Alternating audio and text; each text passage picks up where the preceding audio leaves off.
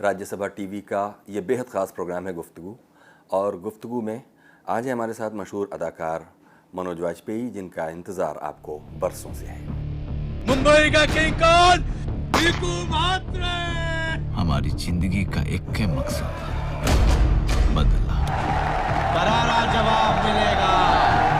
आप लोग झांकिए अपने अंदर, झांकिए अपने अंदर, हटाइए इस शैतान को अपने अंदर से, इस समाज से, नहीं तो पवित्र जगह नरक हो जाएगा और ये बच्चों या तो जैसा लीडर बार बार पैदा होगा और हमारे जैसा चूतिया।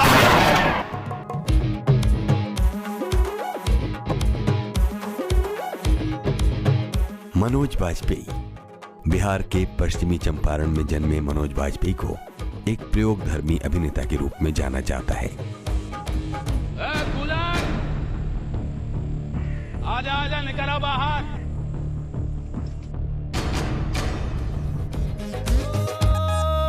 जिया हो बिहार के लाला, अरे जिया तू हजार साला। शुरुआती दौर में दिल्ली में लंबा संघर्ष करने वाले मनोज वाजपेयी ने रामजस कॉलेज से पढ़ाई की है। बार बार कोशिशों के बावजूद नेशनल स्कूल ऑफ ड्रामा में एडमिशन न पा सकने वाले मनोज का नाम आज उन फिल्मी अदाकारों में शुमार होता है जिनके लिए अदाकारी एक जुनून है।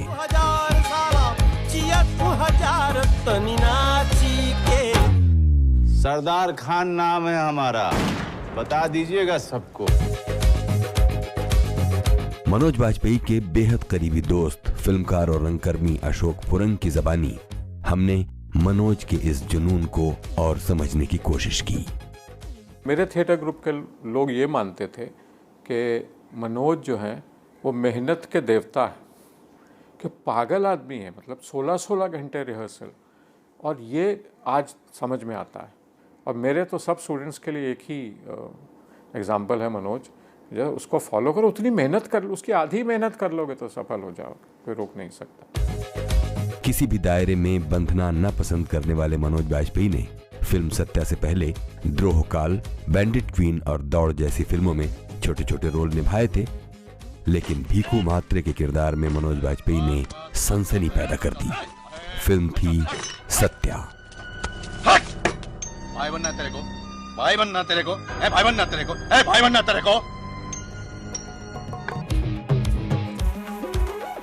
बेहद प्रतिभाशाली अभिनेता मनोज वाजपेयी हिंदी समेत अनेक भारतीय भाषाओं में फिल्में कर चुके हैं, जिनमें कौन, शूल, अक्स, जुबेदा, रोड, पिंजर, वीर ज़ारा, राजनीति और आरक्षण जैसी फिल्मों में अपने अभिनय से उन्होंने हर बार बिल्कुल अलग छाप छोड़ी है। ये क्या कर दिया भाजी?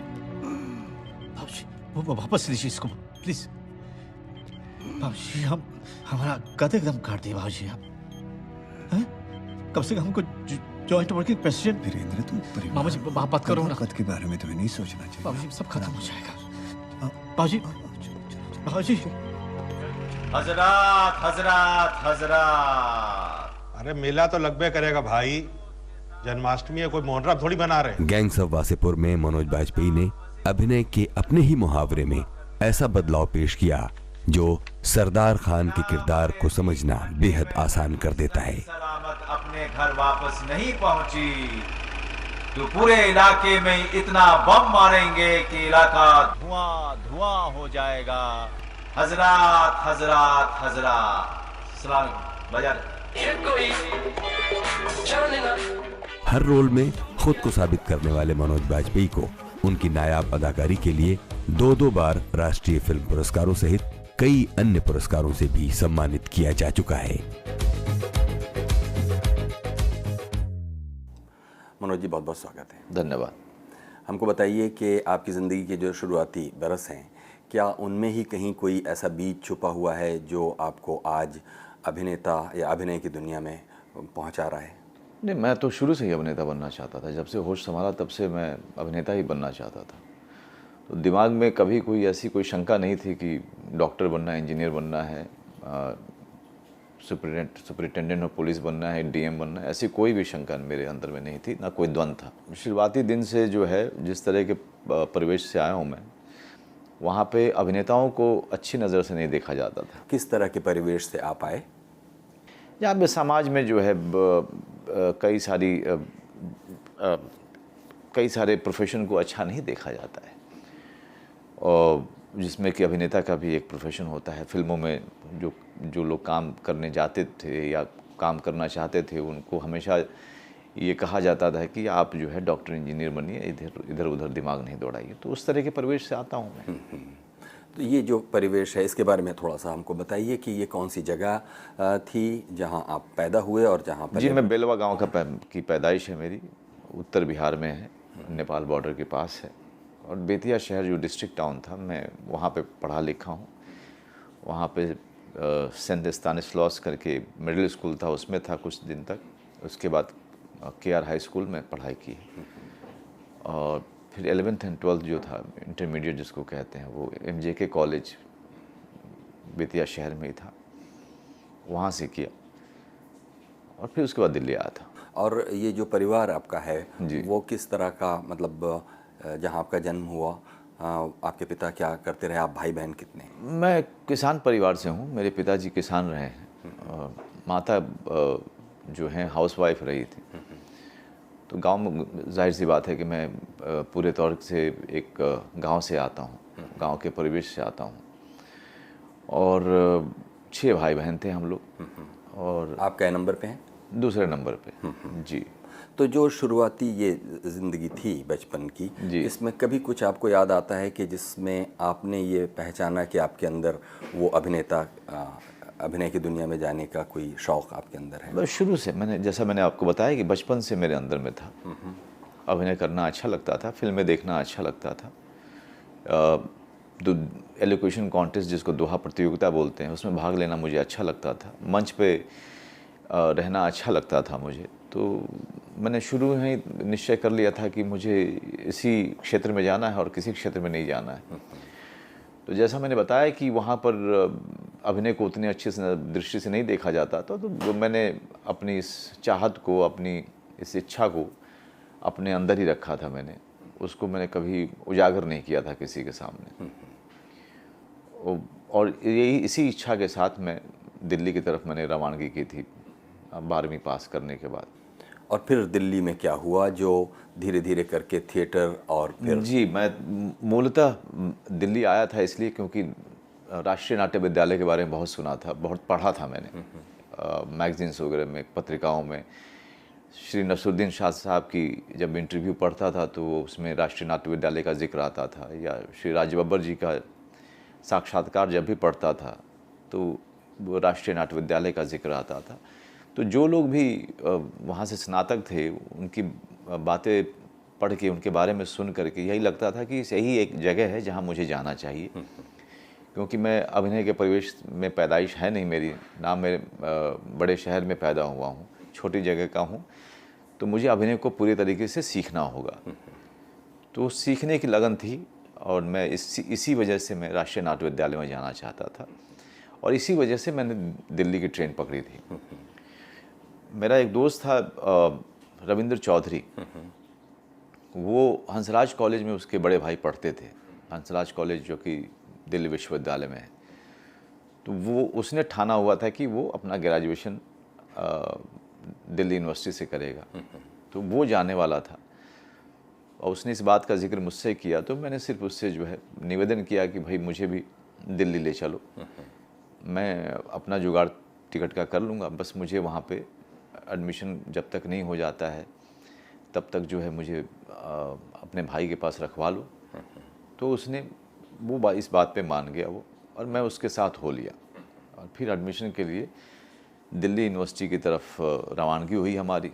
उस दौरान में ट्रेनों की आवाजाही हमारे बेतिया शहर तक, मतलब बड़े शहर तक के लिए होती नहीं थी।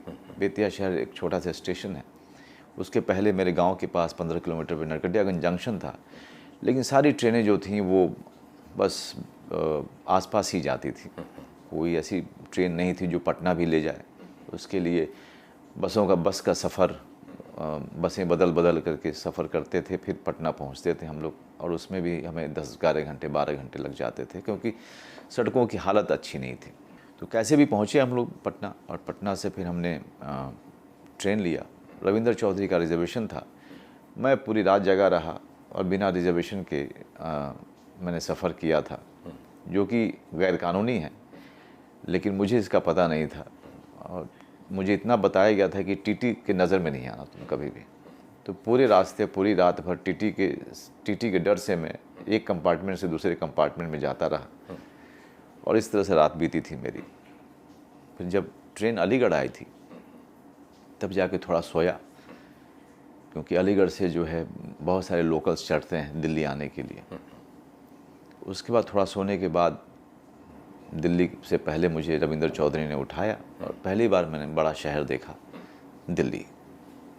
जी, दिल्ली विश्वविद्यालय पहुँचे हम लोग, उनके भाई से मुलाकात हुई, उन्होंने काफ़ी मदद की हमारी एडमिशन लेने में।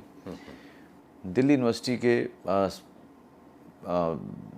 अमूमन बहुत सारे कॉलेजेस में मैंने अपना फॉर्म भरा था, लेकिन जिस कॉलेज में मैं चाहता था, रामजस कॉलेज में, उसमें मेरा एडमिशन नहीं हुआ। तो बाहर में ही एक सत्यवती कॉलेज था, उसमें मेरा एडमिशन हुआ।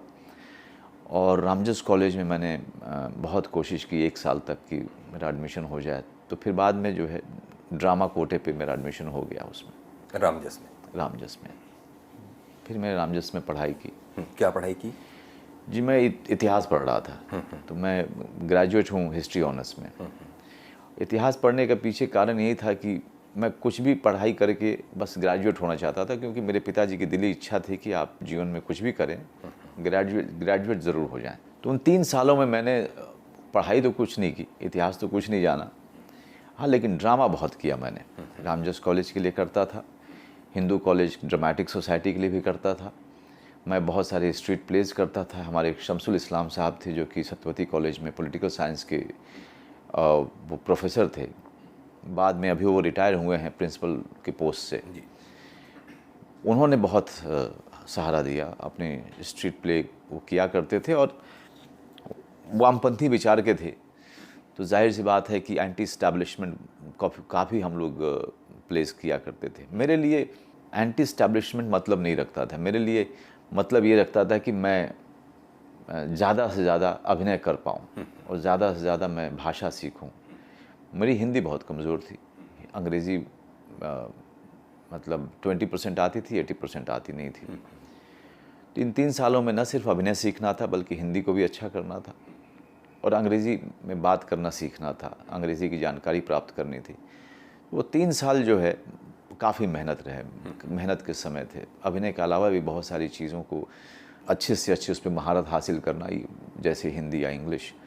ये समय जो था 18-18 घंटे काम करने का था, और बीच बीच में मैं क्लास चला जाया करता था, और एग्ज़ाम के ठीक 1 महीने पहले पढ़ाई करता था मैं। उसके पहले मैं पढ़ता ही नहीं था, मैं सिर्फ नाटक किया करता था। ये कौन सा साल रहा होगा जब आप रामजस कॉलेज में पढ़ रहे थे और नाटक कर रहे थे? ये 80s की बात है जी, लेट 80s में, मतलब 90s के अर्ली ईयर में। कुछ याद कीजिए, कौन कौन से नाटक रहे होंगे जो रामजस में रहते हुए किए गए होंगे? मैंने शेक्सपियर का नाटक किया था, कॉमेडी अफेयर्स किया था, जिस पे गुलजार साहब ने अंगूर बनाई हुई है। मैंने किया था जनशत्रु इब्सन का नाटक है, enemy of the people, guinea pig. उसके अलावा 300-400 स्ट्रीट प्लेस के हमने शोज़ की इन 3 सालों में मैंने किए थे। तो आप सोच सकते हैं कि हमारी दिनचर्या क्या होती होगी। उसके अलावा जैसा मैंने आपको कहा कि हिंदी और अंग्रेज़ी को उसको भली भांति उसको सीखना, ये भी एक बहुत बड़ा काम था। तो ये रामजस में रहते हुए ही आप NSD ट्राई कर रहे थे? नहीं, उस दौरान में NSD के लिए आपको ग्रेजुएट होना ज़रूरी था। तो ग्रेजुएट होने के बाद फिर मैंने नेशनल स्कूल ड्रामा का एंट्रेंस एग्ज़ाम दिया, जिसमें मैं फेल हो गया। ये अनुभव कैसा था? बहुत ही दिल दहला देने वाला था, क्योंकि मेरे मस्तिष्क में और कोई भी आगे की योजना नहीं थी। मेरी योजना जो भी थी भविष्य की, वो राष्ट्रीय नाट्य विद्यालय से होकर के ही जाती थी, और वो सारी योजनाओं में राष्ट्रीय नाट्य विद्यालय शामिल था। और चूँकि जिसको कहते हैं कि प्लान बी मेरे पास नहीं था, उसका कोई मेरे पास में ऑल्टरनेटिव नहीं था कि इसके बाद अगर नहीं होगा तो क्या करूँगा। वो जो 1 महीना गुजरा था वो बहुत ही दुखदाई था मेरे लिए। मुझे ऐसा लगा कि जो भी सपना मैंने देखा था वो सब खत्म हो गया। और लेकिन मंडी हाउस जाता रहता था। मंडी हाउस जहाँ पर दिल्ली में काफ़ी नाटक होते हैं और वो केंद्र है सारी सांस्कृतिक गतिविधियों का। तो वहाँ पे जाते आते कुछ एक लड़कों से मैं मिला तो उन्होंने कहा कि संभव थिएटर ग्रुप है, जो कि दिल्ली रंगमंच का सबसे बड़ा थिएटर ग्रुप माना जाता था। वो लोग 1 साल की ट्रेनिंग का कोर्स शुरू कर रहे हैं, 2,500 रुपये लगेंगे। और बहुत सारे लोगों ने मुझे कहा कि ये इसमें सारे NSD से निकले हुए लोग ही आपको सिखाएंगे। वो काफ़ी जिसे कहें कि एनकरेजिंग था मेरे लिए कि ये कुछ तो मिला करने के लिए। और वो 1 साल मैंने जी जान लगा करके उनका कोर्स किया मैंने। और वो 2,500 रुपये जो देने थे वो भी मैंने दोस्तों से कर्जे लेकर के किसी तरह से उनको दिया था। दिल्ली में जो मुश्किल मेरे लिए काम करना कभी मुश्किल नहीं रहा था मेरे लिए। और उत्साह में कभी कोई मुश्किल नहीं रही, साहस में कभी कोई मुश्किल नहीं रही। जो मुश्किल रहा था ये कि आप मेरे पिताजी जो है 200 रुपये भेजते थे, क्योंकि उतना ही जो है वो उतनी की ताकत थी उनके अंदर में। और कभी कभी उसकी भी ताकत नहीं होती थी उनके अंदर, क्योंकि 6-6 बच्चे पालने थे उनको। 200 रुपये में गुजारा करना मेरे लिए बहुत भारी हो जाता था, क्योंकि रूम का खाने का करने के बाद सिर्फ हाथ में 20 रुपये बचते थे और 12 रुपये का बस पास होता था दिल्ली यूनिवर्सिटी। आप रहते कहाँ थे? मैं मुखर्जी नगर रहता था। अब बस पास के चक्कर में मुझे ताकि बस पास मुझे मिलता रहे यूनिवर्सिटी का, मैंने पाली लैंग्वेज में MA में एडमिशन लिया। मैं क्लास जाता था, मेरा मन नहीं लगता था, क्योंकि मेरे दिमाग में हर तरीके से ये था कि ग्रेजुएट करने के बाद अब मैं सिर्फ अभिनय करूँगा। लेकिन बस पास के चक्कर में उसमें एडमिशन ले लिया था मैंने। क्लास कभी जाता नहीं था। और उधर संभव थिएटर ग्रुप का वर्कशॉप भी शुरू हो गया। तो एक तरह से समझिए कि मैंने पाली लैंग्वेज को बीच में ही तिलांजलि दे दी। और कुछ लोगों के साथ मैं मंडी हाउस के पास ही रहने लगा था। लेकिन वो 365 दिन जो थे मेरे संभव थिएटर ग्रुप का जो पूरा वर्कशॉप था, उसने मेरे लिए जो है एक मतलब आशीर्वाद के रूप में आया था। वो 365 दिन में मैंने उनके साथ 3-4 नाटक किए और सारे दिग्गज निर्देशकों के साथ। नाम लीजिए। देवेंद्र राज अंकुर थे, रोबिन दास थे, अखिलेश भाई थे, शिवल्लभ व्यास थे। ये सब बड़े नाम थे राष्ट्रीय नाट्य विद्यालय के। और इन लोगों ने जो है सुबह से शाम हमको ये लोग पढ़ाते थे, हमें ट्रेनिंग करते थे। 365 दिन में मैं 364 दिन तक उनके क्लास में गया था। इतनी बड़ी हाजिरी जो है किसी और स्टूडेंट की नहीं थी। और मुझे जो है काफ़ी पसंद भी किया जाने लगा। और ये जो निर्देशक थे, ये जो टीचर थे, इनकी हौसला अफजाई या इनकी बातचीत मेरे बारे में जो मंडी हाउस में होने लगी इनके ज़रिए, उसने मुझे काफ़ी मशहूर किया मंडी हाउस में। और जब मैं नाटक मैंने जब किए इन लोगों के, मेरी बड़ी तारीफ़ हुई उसमें। तो मुझे ऐसा लगा कि अब नेक्स्ट ईयर भी राष्ट्रीय नाट्य विद्यालय में मुझे अब दिक्कत नहीं होगी एडमिशन में। मैंने फिर दिया और फिर से मुझे खारिज कर दिया गया नेशनल स्कूल ऑफ ड्रामा से। इस बार उतनी तकलीफ़ नहीं हुई, क्योंकि मंडी हाउस में काम की कमी नहीं थी मुझे। और इसी दौरान मैंने छाव सीखना शुरू कर दिया। छाव जो है एक सेमी क्लासिकल डांस है जी। छाव भी सीखना शुरू कर दिया। सुबह में 2 घंटे, 2.5 घंटे, 3 घंटे एक गुरुजी थे जो सिखाते थे ओपन एयर में। और मैं करीब 4 साल तक वो मेरा छाव का क्लास किया था मैंने। और उसी साल रघुवीर यादव जी मिले, बहुत मशहूर अभिनेता। उनके नाटक देख करके मैं गदगद हो जाया करता था। मैं उनके परफॉर्मेंस से बहुत सीखता था। रघुवीर यादव मुझे मिले, उन्होंने कहा कि भाई तुम्हारे बड़े चर्चे मैंने सुन रहा हूँ कि भाई तुम बहुत अच्छे अभिनेता हो, तो बैरी जॉन एक वर्कशॉप कर रहे हैं, तुम उस वर्कशॉप में आ जाओ। और अगर बैरी को तुम्हारा काम पसंद आएगा वर्कशॉप में, तो आपको जो है बगदाद का गुलाम करके एक नाटक हम करने वाले हैं, उसमें तुम्हें रोल मिल जाएगा। रेपर्टरी कंपनी कर रही थी? जी नहीं, ये बैरी जॉन खुद कर रहे थे अपने ग्रुप के लिए, थिएटर एक्शन ग्रुप करके और था। तब रघु भाई वहाँ काम करते थे? रघु भाई को बुलाया गया था क्योंकि बैरी जॉन रघु भाई के साथ ये नाटक करना चाहते थे। अच्छा। तो रघु भाई उसमें मेन रोल में थे, लेकिन बाकी जो पात्र थे उनकी कास्टिंग वर्कशॉप के ज़रिए होनी थी। अच्छा। बहुत सारे लोगों के साथ मैं भी शामिल हुआ, उसमें शाहरुख खान भी थे उस वर्कशॉप में। उसमें टेलीविज़न के बहुत चर्चित नाम दिव्या सेठ जी थी, ऋतुराज जी थे उस वर्कशॉप में। हम सब लोग ने काम करना शुरू किया, हम बड़े अच्छे दोस्त भी हो गए और भाग्य से मेरी कास्टिंग भी हो गई उसमें और बहुत अच्छे रोल में हुई और उस रोल ने मुझे बहुत चर्चित किया। ख़ास करके जो आलोचक थे उन्होंने यहाँ तक लिख दिया था कि अगर रघुवीर यादव का रोल कोई और कर सकता है दिल्ली रंगमंच पे, तो जिसने रहमतुल्लाह का रोल किया है मनोज वाजपेयी, वही कर सकता है।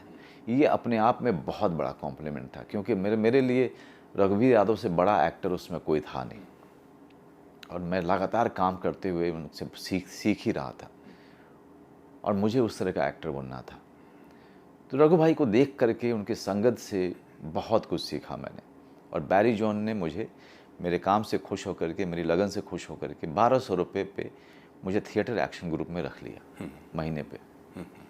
उसमें मेरा काम ये था कि उनको सारे वर्कशॉप्स को संचालन करना, बच्चों को सिखाना। और बैरी ने मुझे ये वादा किया कि तुम नेशनल स्कूल ऑफ ड्रामा के लिए अब कोशिश मत करो, मैं खुद सिखाऊंगा तुमको, ये मेरी जिम्मेदारी है कि मैं तुमको थिएटर सिखाऊं। फिर बैरी जॉन मुझे बहुत सारी किताबें दिया करते थे, जैसे शमसुल इस्लाम शुरू के दिनों में किया करते थे, वो मुझे किताबें देते थे, मेरी उर्दू सही करते थे शमसुल इस्लाम। वैसे ही बैरी जॉन मुझे इंग्लिश सिखाने लगे, जिसकी चाहत मेरे अंदर में बहुत ज़्यादा थी, क्योंकि मुझे इतना पता था कि अगर आप अंग्रेज़ी नहीं सीखेंगे तो इस बड़े शहर में आप आगे नहीं बढ़ पाएंगे। क्योंकि बड़े शहरों का एक चलन है कि हिंदी में आप काम तो करते हैं, लेकिन आपको अंग्रेज़ी भी बखूबी आनी चाहिए अगर आपको आगे बढ़ना है। तो ये मैं जानता था। बैरी जॉन के संगत के कारण मुझे मेरे अंदर में इतना इम्प्रूवमेंट हुआ, न सिर्फ एक अभिनेता के तौर पे और एक रंगकर्मी के तौर पे या फिर एक इंग्लिश जानने को लेकर के, मेरे व्यक्तित्व में बहुत सारा निखार आया। बैरी ने मेरे पूरे व्यक्तित्व को निखारा। एक गांव का लड़का जो अभी पूरी तरीके से, जिसे कहें कि मिट्टी का गोला था, उसको एक स्वरूप जो है वो बैरी जॉन ने दिया। जब कोई कहता है कि मेरे टीचर कौन रहे हैं मेरे जीवन के, मेरे अभिनय के, मेरे रंगमंच के, तो हमेशा बैरी मेरे दिमाग में आते हैं, क्योंकि बैरी से बड़ा योगदान किसी का नहीं रहा। उन्होंने पूरा का पूरा मुझ पर भरोसा किया और मुझे एक ऐसा सहारा दिया जिसने मेरे पूरे दिल्ली के समय को बहुत आसान कर दिया। 1200-1300 रुपये कमाने वाला अभिनेता मैं अकेला ही था रंग मंडी हाउस में, और कोई नहीं था। या तो आपको कमाना होता था उससे ज़्यादा तो रेपेट्री कंपनी में अगर आपकी नौकरी लग जाए तो आप कमाते थे, और रेपेट्री कंपनी के लिए मैं कोशिश करना नहीं चाहता था, क्योंकि मैं बड़े आज़ाद ख्याल का आदमी रहा हूँ। मुझे सुबह जा कर के शाम को आना किसी जगह से मुझे अच्छा नहीं लगता है। फिर से बैरी जॉन के साथ रहते हुए एक बार और राष्ट्रीय नाट्य विद्यालय के लिए तीसरी बार कोशिश की मैंने, जबकि बैरी ने कहा था कि नहीं करो, मत करो। लेकिन चूंकि मेरे बचपन के सपने से जुड़ा हुआ था राष्ट्रीय नाट्य विद्यालय, तो मैं उसके लिए पीछे लगा हुआ था। वो मेरे दिमाग से जा नहीं रहा था। मुझे लगता था कि मुझे इसमें जाना है, ये मेरा सपना है। तीसरी बार कोशिश की, तीसरी बार भी खारिज हो गया। और अब रिजेक्शन जो है लेना मेरी आदत में शुमार हो चुका था। जब कोई कहता है कि राष्ट्रीय नाट्य विद्यालय में प्रवेश नहीं पाने से तुमने क्या सीखा, वैसे प्रवेश नहीं पाने से जो मैंने सीखा कि बाहर में मैं राष्ट्रीय नाट्य विद्यालय के किसी भी छात्र से ज़्यादा मेहनत करना शुरू कर दिया था मैंने, और ज़्यादा से ज़्यादा मैं रंगमंच के ज्ञान को लेकर के मैं ज़्यादा भागना दौड़ना शुरू कर दिया। मुझे कहीं से भी ज्ञान मिलता था मैं उसके पीछे भागता था। राष्ट्रीय नाट्य विद्यालय की लाइब्रेरी को मैंने जितना यूज़ किया उतना शायद किसी और छात्र ने नहीं किया होगा। मैं उनका लाइब्रेरी जाके यूज़ करता था। मैं दिन भर जब भी खाली समय होता था मैं लाइब्रेरी में पाया जाता था।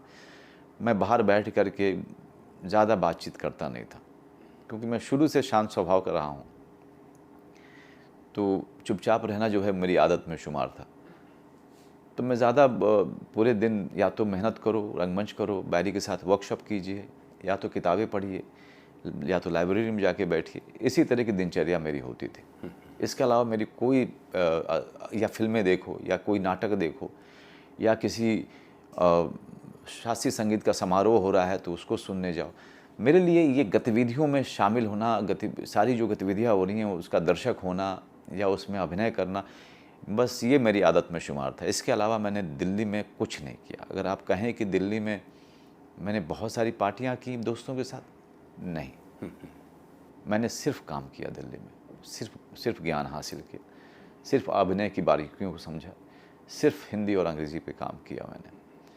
ये पूरे 10 साल तक, 10 साल का जो मेरा समय रहा है दिल्ली का, बिहार से आने के बाद, उसमें मेरी 10 साल की दिनचर्या यही रही थी। और बैरी जॉन जी के कारण मैं फिर पेरिस भी गया था 1-2 महीने के लिए।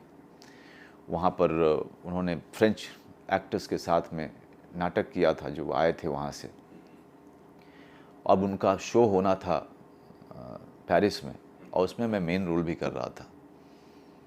और वो फ्रेंच एक्टर्स ने ही मुझे चुना था वर्कशॉप के ज़रिए। उन्होंने ही जो है वोटिंग करके सब ने कहा था कि मनोज करेगा। तो दिल्ली में हमने इंग्लिश में किया, और फिर हमको करना था फ्रेंच में सेम प्ले को पेरिस में।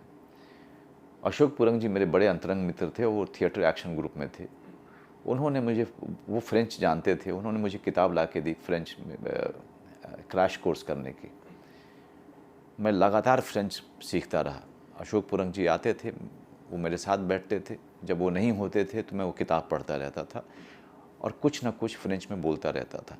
जब डायलॉग्स आए फ्रेंच में लिखे हुए, 1 महीने तक मैंने दिन रात एक कर दिया था उन डायलॉग्स पे महारत हासिल करने में। फिर जब मैं पेरिस जा रहा था तो मेरे पास में एक भी पैसा नहीं था ताकि मैं डॉलर ले सकूं। किसी तरीके से अशोक पुरंग जी ने कुछ पैसे दिए। मेरे एक अमित भाटिया थे मेरे दोस्त, उनका बड़ा शुक्रगुजार रहूँगा मैं, वो गुज़र गए अब तो। उन्होंने मुझे कुछ पैसे दिए जिससे मेरे पास में $500 हो पाए। $500 लेकर के मैं एयर फ्रांस में यात्रा मैंने की थी, और मैं पेरिस में एक फ्रेंच एक्टर के घर पे ही मुझे रखा गया था। पेरिस की यात्रा ने मुझे बहुत सिखाया। वो 2 महीने का जो सफ़र था मेरा, उससे मेरा जो कहें कि मस्तिष्क का जो विकास या उसकी जो देखने का नज़रिया चीज़ों को, और उसने और भी बदला था। वहाँ पे परफॉर्मेंस किया, वहाँ पे परफॉर्मेंस करने के बाद जो वहाँ पर दर्शकों से जो प्रतिक्रिया मिली, उसने मेरा और उत्साह बढ़ाया। वापस आया, वापस आने के बाद बैरी के साथ लगातार काम करता रहा। फिर मंडी हाउस में नाटक करता रहा। NK शर्मा जी मिले जो कि जन नाट्य मंच में थे। जन नाट्य मंच में सफदर हाशमी भी हुआ करते थे उस दौरान। NK शर्मा और मैंने मिलकर के हंस में एक कहानी छपी थी, नेटुआ। हमने सोचा कि इसको हम करेंगे और NK शर्मा डायरेक्ट करेंगे। फिर एक्ट वन नाम की संस्था का या एक ग्रुप का जन्म हुआ उस नेटुआ प्ले के कारण, और नेटुआ ने मुझे पूरी तरीके से स्थापित कर दिया था। यहाँ पर एक्ट 1 के बारे में कहिए कि उसमें NK और आप और कौन लोग थे जो उसकी स्थापना की? देखिए, जैसे मैं ये श्रेय किसी और को नहीं दूंगा। ये श्रेय मैं सिर्फ NK को और खुद को दूंगा। हमने एक्ट 1 की स्थापना की थी नेटुआ प्ले करके, और नेटुआ जो है बहुत बड़ा, बहुत सफल हुआ था। यहाँ तक नेटुआ ने पूरे रंगमंच के आयाम को बदल दिया। इस तरह का प्ले हुआ था वो। लोगों ने एक बार नहीं 10-10 बार वो प्ले देखा था। मेरा छोटा भाई तब तक आ चुका था गांव से। मैंने उसको कहा था कि तुम आ जाओ। वो कंप्यूटर सीखना चाहता था, उसको कंप्यूटर में एडमिशन भी करा दिया, और वो अलग अपना रहने लगा। फिर बाद में मैं उसके साथ रहने लगा। फिर मेरी बहन ने मुझे इस बीच पत्र लिखा। वो फैशन डिज़ाइनिंग करना चाहती थी। वो किसी भी तरीके से जल्दी से शादी नहीं करना चाहती थी, जैसा कि हमारे समाज में कर दिया जाता था लड़कियों की शादी ग्रेजुएशन करने के बाद या इंटर करने के बाद। तो मैंने मेरी अपनी माँ को चिट्ठी लिख करके मनाया कि उसको आने दो। तो मेरी माँ की शर्त यही थी कि दूसरे जात में शादी नहीं करेगी। अच्छा। तो मैंने उनको ये सांत्वना दिया कि भाई शादी जहाँ आप चाहेंगी वहीं होगा, लेकिन मैं चाहता हूँ कि ये अगर इसकी इच्छा है फैशन डिज़ाइनर बनने की वो हो जाए, और मैं दिल्ली शहर में ही हूँ तो इसको रहने की दिक्कत नहीं होगी। तो हमारे साथ ही रहने लगी। उसका एडमिशन सफदरजंग इंक्लेट में एक फैशन इंस्टीट्यूट था उसमें करा दिया। इस तरह से करते हुए हमारे 10 साल बीते, और 10 साल में कई सारे नाटक किए। बैरी जॉन के साथ रहा, बहुत लंबे समय तक साथ रहा उनका योगदान बहुत हर दिन करते रहे। और गिनती भूल गया हूँ कि कितने शोज़ किए होंगे हमने। मेरे भाई और मेरी बहन अपनी पढ़ाई भी कर रहे थे, और बाद में हम मेरे अंतिम समय जब 10 साल पूरे होने को आ रहे थे तब मेरे भाई ने जॉब भी करना शुरू कर दिया था, और मेरी बहन भी कुछ ना कुछ करने लगी थी। तो घर में पैसे आ जाते थे। मनोज भैया काम करे ना करे खाना ज़रूर मिल जाता था। तो ये वो समय जो थे, चूँकि आप युवा हैं और युवा मन जो होता है वो हार मानने वाला नहीं होता है। युवा मन जब तक आदमी 30 का नहीं होता है, मेरा अपना मानना है, तब तक उसको इतनी मेहनत करनी चाहिए कि मतलब मेहनत जो शब्द है वो भी छोटा पड़ जाए। क्योंकि आप जितना काम उस समय तक करते हैं उसी का आप पूरी ज़िंदगी तक आप उसका फ़ायदा उठाते हैं, और वही हमेशा जो आपके काम आता है। और मैं समझ नहीं पा रहा था कि अब तो रंगमंच में क्या करूं, मैं इतना समय दे दिया रंगमंच को। तभी शेखर कपूर दिल्ली आए थे, उनका बुलावा आ गया। उन्होंने मेरा कहीं से फ़ोटो देखा था और वो बैंडिट क्वीन की शूटिंग कर रहे थे। तिग्मांशु धूलिया कास्टिंग डायरेक्टर थे। तो उन्होंने आके मुझसे कहा कि भाई तुम्हारा फ़ोटो उनको पसंद आया है, तुम चल के मिल लो। पहले तो यकीन नहीं हुआ कि शेखर कपूर मुझे क्यों बुलाएगा। मैं तो दिल्ली में एक ऐसा एक्टर हूँ जो दिल्ली रंगमंच में लोग जानते हैं मुझे, लेकिन फिल्म इंडस्ट्री में कोई जाने इसकी कोई संभावना नहीं थी। खैर मैं मिला उनसे, और पहली बार में ही उन्होंने मेरी कास्टिंग भी कर दी। शूटिंग करने के लिए जब हम गए तो उस दौरान में शेखर कपूर जी ने हमारा बहुत उत्साह बढ़ाया, और इसके साथ साथ उन्होंने हमें डराया भी, ये कह के कि इतने साल तुम लोगों ने इस थिएटर को दे दिए हैं, लेकिन आज भी तुम अगर बीमार पड़ जाओ तो तुम अपना इलाज कराने के लिए पैसे नहीं है तुम्हारे पास। अगर शादी कर लो तो बीबी को खिलाने के लिए आपके पास में एक इनकम नहीं है। बच्चा आप भी पैदा नहीं कर सकते हो, तुम लोग अफोर्ड ही नहीं कर सकते। उनकी बात ऐसी दिल को लगी कि फिर हम बम्बई आ गए, और फिर बम्बई की यात्रा हमारी शुरू हुई। एनएसडी में नाकामियों की वजह क्या रही होगी? क्या सिलेक्शन का जो प्रोसेस है उसमें कोई खोट है? सेलेक्ट करने वाले लोगों में प्रतिभाओं को पहचान न पाने की कोई वजह है, या फिर जो उसमें फॉर्मेलिटीज़ के अलग अलग चरण हैं वो क्या वजह रही कि एक आदमी जिसका ख्वाब ही है कि वो एनएसडी में पढ़े, आखिरकार वो एनएसडी में नहीं पढ़ पाता? पता नहीं, मैंने इस बारे में बहुत सोचने की कोशिश की। कभी लगा कि शायद सिलेक्शन सिस्टम में कुछ एक चीज़ें हैं जो जिसके कारण मेरे जैसे पता नहीं कितने सारे अभिनेता जो कि सिर्फ जिनका सपना रहा होगा राष्ट्रीय नाट्य विद्यालय में जाने का, वो अधूरा रह गया होगा। लेकिन उसके साथ साथ एक बात ये भी है कि राष्ट्रीय नाट्य विद्यालय में 18 सीट होते हैं। 18 सीट में से 7 सीट जो है वो कोटे वाले सीट्स हो जाते हैं। तो जो एंट्रेंस एग्ज़ाम होता है, मूलतः मेरे जैसे अभिनेता आते हैं, वो सिर्फ 11 सीट में से एक में जाने का उनका चांस होता है। इतने बड़े देश में अगर सिर्फ 18 सीट राष्ट्रीय नाट्य विद्यालय जैसी जगह में है, वो तो मेरे ख्याल से बाकियों के साथ अन्याय है।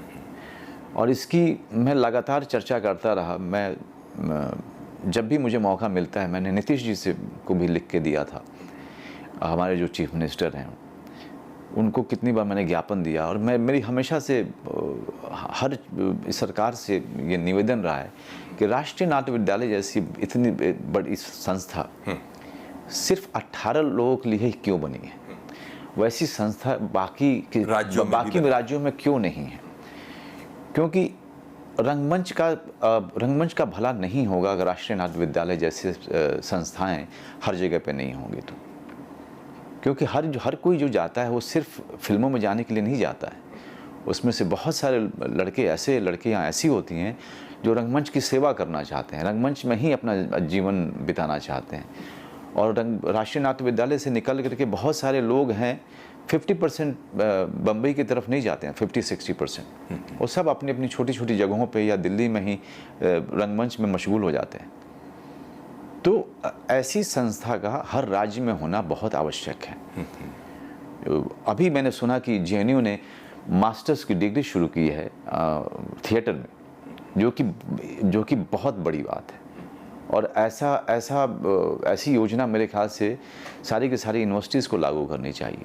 रंगमंच अपने आप में कोई सिर्फ एक्टिंग से उसका लेना देना नहीं है। हर बच्चा अगर शुरू से सांस्कृतिक गतिविधियों में रहेगा तो उसका एक जो पूरा विकास होता है वो उसके बारे में आप कल्पना नहीं कर सकते हैं कि कोई भी और चीज़ उसको दे पाएगी।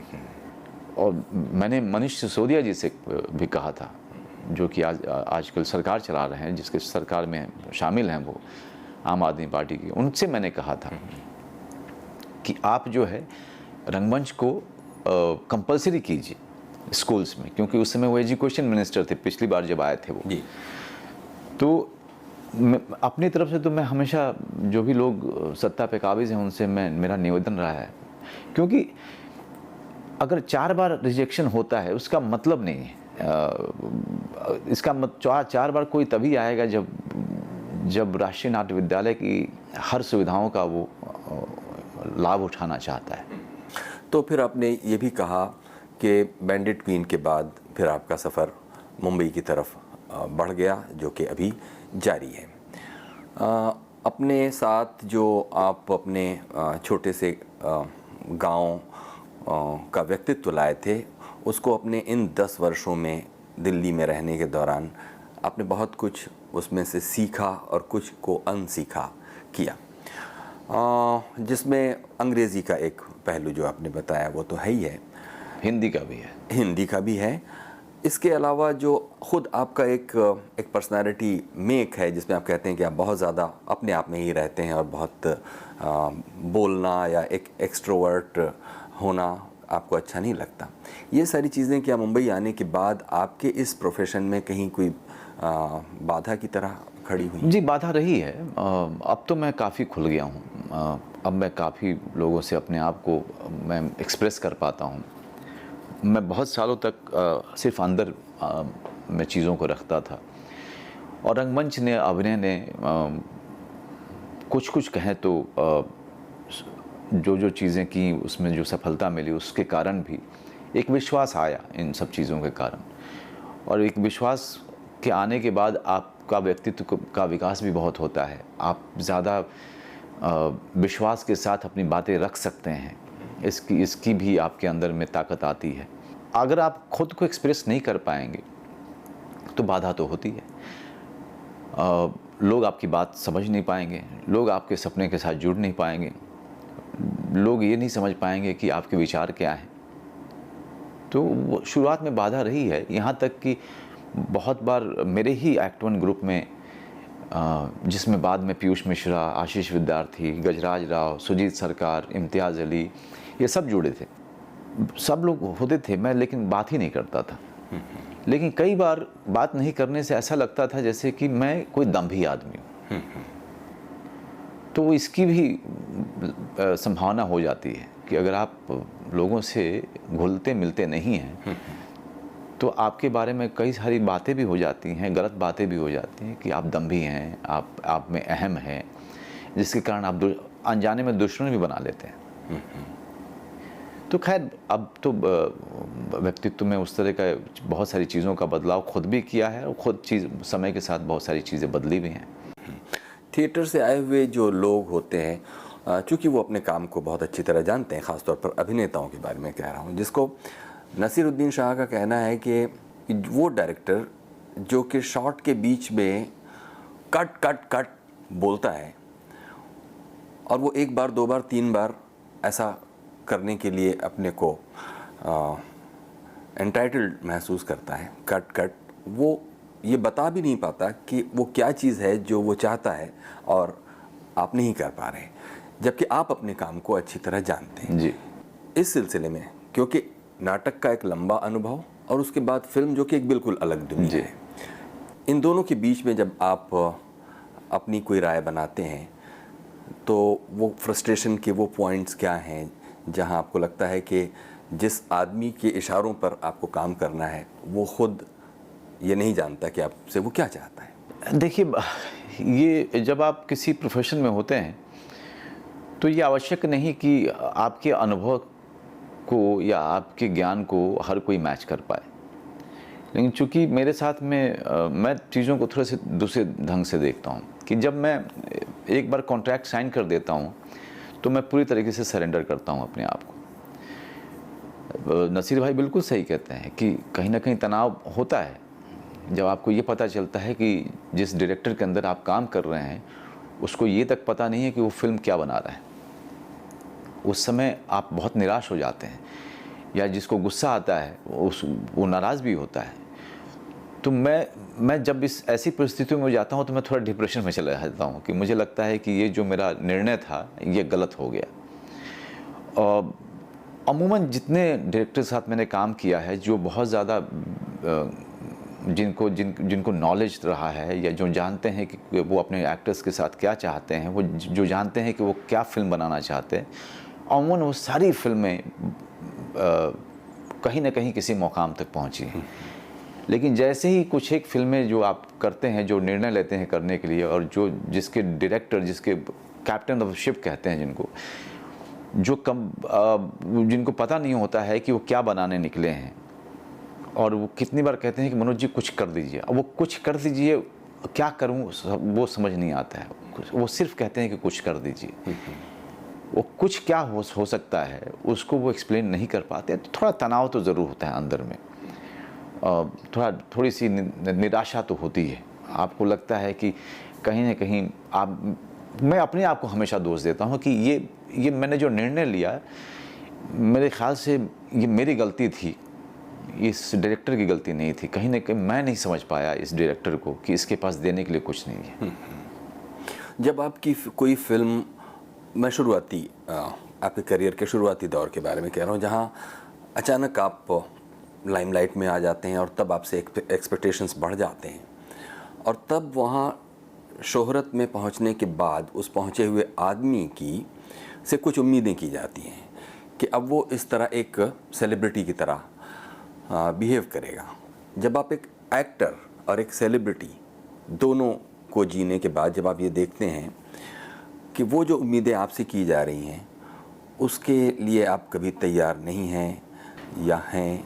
इरफान जी, मैं थोड़ा सा इस मामले में अलग रहा हूँ, क्योंकि मैंने हमेशा कहा है कि अभिनय मैं अपने लिए करता हूँ। सफलता या असफलता, ये अभिनय की यात्रा के दोनों बहुत बड़े हिस्से हैं। ना मैं सफलता को सर पे चढ़ाता हूँ, ना मैं असफलता से घर पे बैठ जाता हूँ। अभिनय करने के लिए निकला हूँ मैं, और अभिनय मेरी यात्रा है। उस पे मुझे चलते जाना है। लोगों की आशाएं, अपेक्षाएं, इसकी वजह से मैं अपने जीवन को नहीं जीता। ये मुझे लगता है गलत हो जाएगा, क्योंकि मैं तो अपने परिवार की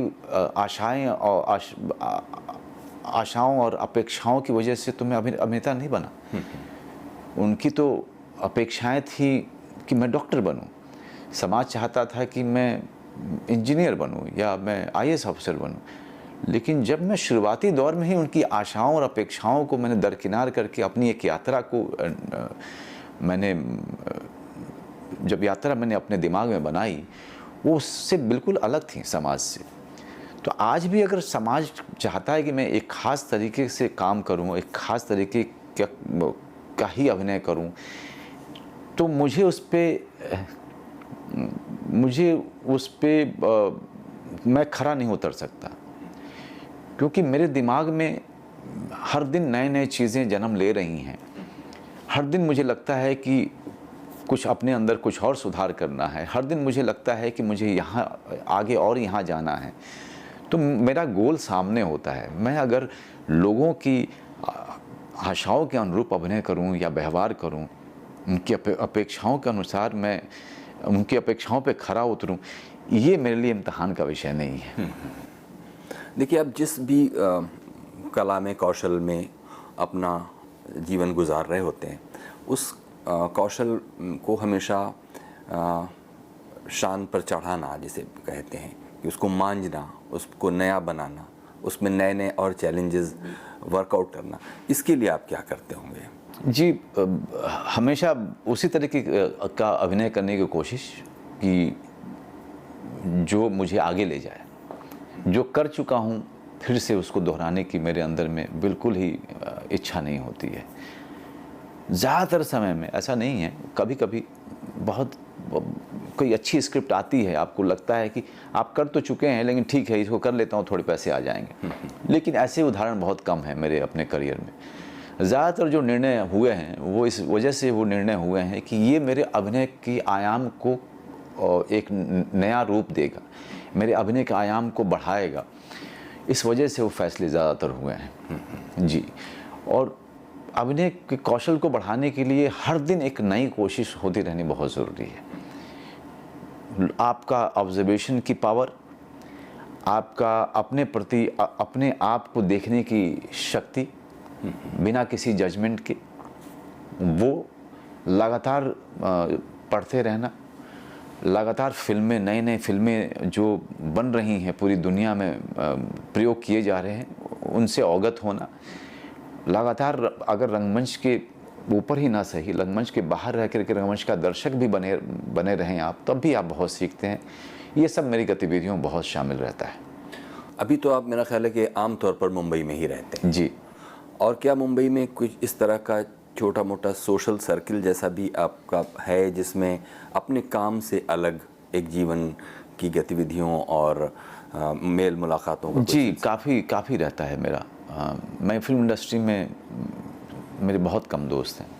ज़्यादातर जो दोस्त हैं वो मेरे रंगमंच के बने हुए हैं और वही लोग हैं, या फिर फिल्म इंडस्ट्री में वो लोग हैं जो कुछ नया करना चाहते हैं। अब जैसे मेरा एक दल है आशीष विद्यार्थी गजराज राव का, जो दल आशीष विद्यार्थी ने बनाया है उसमें वो अभिनय की बातें नहीं होती हैं, उसमें वो रंगमंच की बातें नहीं होती है, ना फिल्म की बातें होती है। ये आशीष विद्यार्थी ने अपने ढंग से बनाया हुआ है। हम लोग उसके एक बहुत बड़ा हिस्सा भी हैं और मुझे वो भी स्वीकार है। लेकिन मेरा एक दल ऐसा भी है जो जहाँ पर हम सिर्फ अभिनय और अभिनय की बारीकियों पर बात करते हैं, जो नई नई चीज़ें देखी उसको हम शेयर करते हैं, ये भी है। आशीष विद्यार्थी वाले ग्रुप में क्या होता है? ज़्यादातर गाने वाने होते हैं। अच्छा। उनकी पत्नी कलकत्ता से हैं, वो गाती वाती हैं बहुत अच्छा। व्हाट्सएप ग्रुप पे जो है हम सब हैं, तो नई नई चीज़ें जानते हैं। मेरी बच्ची छोटी है तो सब के सब हमें गाइड करते हैं कि उस बच्ची को कहाँ किस क्लास में डालो, उसका और विकास कैसे हो, इस पर कैसे ध्यान दिया जाए।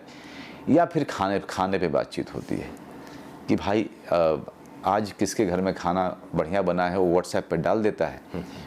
या आज मैं किस रेस्टोरेंट में, नए से रेस्टोरेंट में जा रहा हूँ, एक बहुत ही यूनिक सा रेस्टोरेंट है, किसी को अगर आना है तो आ जाए। तो इस तरह की गतिविधियाँ ज़्यादा होती हैं जहाँ पर आप कुछ और चीज़ें सीख रहे होते हैं, कुछ और बातें कर रहे होते हैं, जो जीवन का और अलग पहलू हैं उस पर आप ज़्यादा काम कर रहे होते हैं।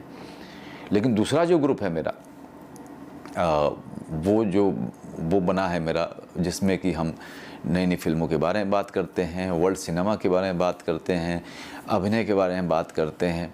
वहाँ ज़रूरी नहीं है कि सिर्फ मनोज बाजपेयी की बात हो। एक दल बना है मेरा जो कि जो नया पोर्टल हम लोग लेके आ रहे हैं, जिससे मैं जुड़ा हूँ, एक मेरे पैशन से मिलता जुलता है, मेरे जुनून से मिलता जुलता है। जैसे कि movies.com का ऐसा हुआ है कि वो बिज़नेस नहीं है हमारे लिए। movies.com हमारे जुनून का हिस्सा है। तो नई नई फिल्में हासिल करना, उनके अधिकार लेना, या शॉर्ट फिल्म बनाना। अभी मैंने दूसरी शॉर्ट फिल्म की है, तो शॉर्ट फिल्म 3 दिन में ख़त्म की है हमने। हम उसको लेकर के उत्साहित होते हैं। तो व्यक्ति की जो मेरा जीवन जो है वो सफलता असफलता के साथ नहीं जुड़ा हुआ है। मेरा जीवन ज़्यादा से ज़्यादा बाकी चीज़ें तो पे काम करना तो है ही है, लेकिन उसके अलावा कुछ नए लोग दोस्त यार बनाना, कुछ नए काम करना, जैसे कि movies.com कर रहा हूँ, कुछ नई चीज़ों पे महारत हासिल करना, कुछ नई चीज़ें सीखना, इन सब चीज़ों पे ज़्यादा हम लोगों का, मेरी यात्रा में ये सब चीज़ें ज़्यादा शामिल हैं। आप देखेंगे कि मेन स्ट्रीम कॉमर्शियल सिनेमा जो ख़ास तौर पर एंटरटेनमेंट जिसमें ज़्यादा थ्रस्ट होता है और जिसमें बिज़नेस वगैरह की बहुत 100 करोड़ का क्लब और 200 करोड़ का क्लब, उसकी जो दुनिया है, उस दुनिया में आपकी जो रसाई है, आपका प्रवेश क्या मुश्किल है? मतलब उससे एक समय ऐसा भी था जिसमें आपने वो सब भी एंजॉय किया है, लेकिन क्या वो दुनिया ऐसी है जिसमें बहुत आसानी से आप रम नहीं पाते? नहीं है, मतलब देखिए, मैं अभिनेता हूँ। अगर मेरे पास में कोई मेन स्ट्रीम फिल्म आती है तो मैं हमेशा देखता हूँ कि ये जिस जॉनर की फिल्म है, मेन स्ट्रीम है अगर, तो इसमें कोई नई बात हो रही है कि नहीं हो रही है, या जो रोल मुझे इसमें दे रहे हैं उसमें कुछ नया करने की मतलब उसमें गुंजाइश है कि नहीं है, और तभी मैं करता हूँ। और यही रोल मैं अपने इंडिपेंडेंट फिल्में जो करता हूँ या जो निश फिल्में करता हूँ, एक पैरेलल फिल्में जिसको कह सकते, समानांतर फिल्में जो करता हूँ, यही डिमांड मेरी उनसे भी रहती है कि सिर्फ एक डिफरेंट फिल्म होने के नाते मैं कोई वो सब फिल्में करता नहीं हूँ। अगर ये मेरे एक्टर को आगे लेके जा रहा है, अगर ये कहीं से बहुत बड़ा योगदान दे रहा है, तब उनको करने की आवश्यकता होती है। 5 पैसे कम इधर मिल जाते हैं, 5 पैसे ज़्यादा उधर मिल जाते हैं। ऐसा तो है नहीं कि कोई करोड़ों करोड़ मेरे झोली में रख देता है। लेकिन अच्छी बात जो मेरी यात्रा में ये रही है कि मेन स्ट्रीम में भी से भी लोग मुझे बुलाते हैं, और इस दुनिया के जो डायरेक्टर हैं समानांतर फिल्मों के, वो भी मुझे बुलाते हैं। तो उसमें मैं बहुत भाग्यवान समझता हूँ अपने आप को कि मेरी ज़रूरत आवश्यकता हर तरीके की फ़िल्मों में हो जाती है, जिस पे और हर तरीके की फ़िल्मों के साथ मैंने न्याय करने की कोशिश की है। मनोज जी, हम लोग बातचीत के करीब करीब आखिरी हिस्से में आ गए हैं। अब आपसे ये पूछेंगे कि नरकटियागंज से जो ट्रेन आपको पटना होते हुए और उसमें कुछ सफ़र बिना टिकट वगैरह होते होते जो दिल्ली पहुंची थी, और दिल्ली बेसिकली तो आप एक्टर ही बनने आए थे। जी जी। और एक्टर आप बन गए, और आज आप शोहरत के इस मुकाम पर हैं। जब आपने एक्टर बनना सोचा था और जब आप बन गए के बीच एक लीनियरिटी, मतलब आप सोचते हैं कि ऐसा ही एक्टर बनना था जैसा बना हूँ ऐसा ही बनना था। बिल्कुल आप सही कह रहे हैं। इससे अलग मुझे कुछ नहीं बनना था। बहुत सारे लोग कहते हैं कि आप नाच गाना आपने क्यों नहीं किया। उसका कारण ये है कि दिल्ली में मैंने सिर्फ अभिनय सीखा और नाच के नाम पे मैंने छाव सीखा। तो मुझे उसमें महारत हासिल नहीं, क्योंकि मैंने किया ही नहीं, उस दिशा में गया ही नहीं। मैं हमेशा नसीरुद्दीन शाह जी जैसा अभिनेता बनना चाहता था, ओम पुरी जी जैसा अभिनेता बनना चाहता था, रघुवीर यादव जी जैसा मैं अभिनेता बनना चाहता था। कई बार लोगों ने कोशिश की मुझसे नाच गाना कराने की, लेकिन वो बेचारे निराश हो गए, क्योंकि मैंने वो उस कला में मैंने कभी अपना हाथ आजमाया नहीं था। अपने आप को कभी मैंने वो ट्रेनिंग ही नहीं दी कभी। शायद अगर मैंने ट्रेनिंग दी होती तो कोई बात कुछ और होती। तो चूँकि मैंने अपने आप को ट्रेनिंग दी नहीं है, तो ना मैंने अपने दिमाग को उस तरह से ट्रेन किया कि मैं उसमें उस तरफ जाता या उस तरफ मुझे स्वीकार किया जाता। तो ये ऐसी कोई उम्मीद थी भी नहीं। तो जिस तरह का अभिनेता मैं बना हूँ, इसी की कोशिश हमेशा से रही है और यही यात्रा आगे तक रहेगी।